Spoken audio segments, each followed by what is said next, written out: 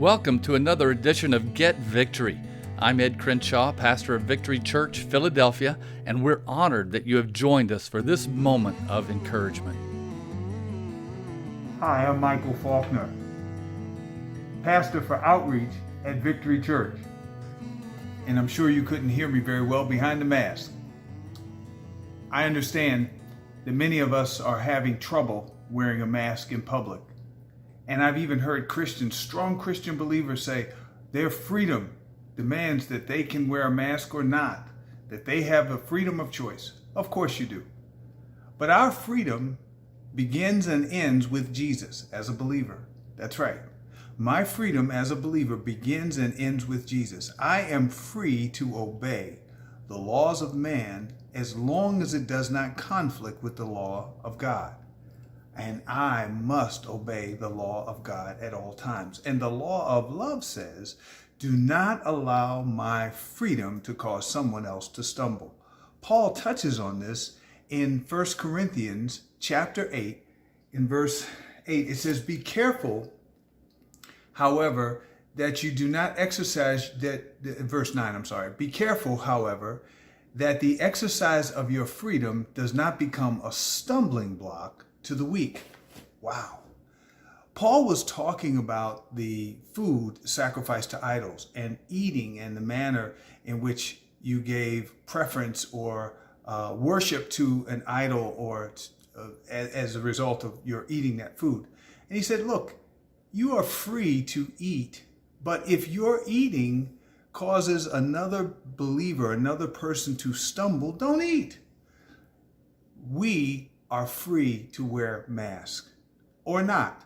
However, in today's culture, in today's society in which there's so much debate and discussion about the coronavirus, wearing a mask is the respected behavior that is expected from decent people. Yes, I said decent people. Whoa, you mean if I don't wear a mask, I'm not a decent person? No.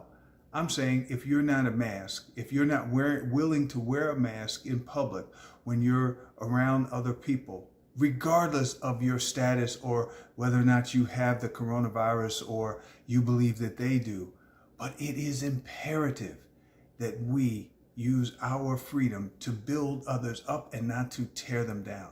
It's imperative that we use our freedom to promote love and fellowship. And in these weird days that we are living in, honestly, social distancing and wearing a mask are expressions of love. I know.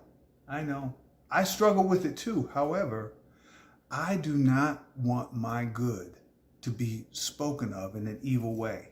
I do not want my freedom to be spoken of in an evil way.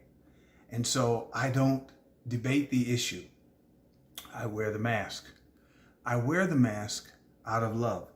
Paul said in this same passage, but actually in the first part of the chapter, he says, we know about food sacrificed to idols. We know that we all possess knowledge, but knowledge puffs up, but love builds up. Wow. Knowledge puffs up, but love builds up. I don't wear this mask in public because I believe I know something that somebody else doesn't.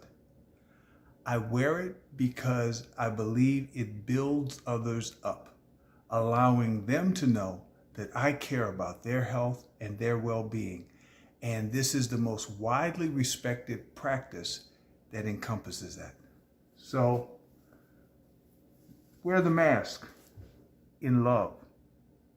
Fellowship in love. Understanding my relationship with Jesus Christ will not allow that love to be hindered by a mask or anything else. But if I don't wear it, what am I saying? Something for you to think about.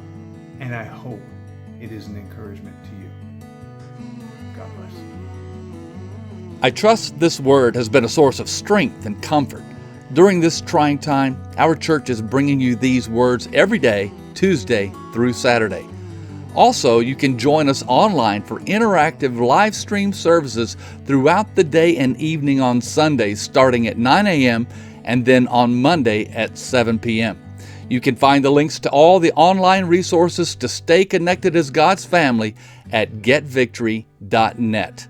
Until next time, let's stay in God's presence and peace.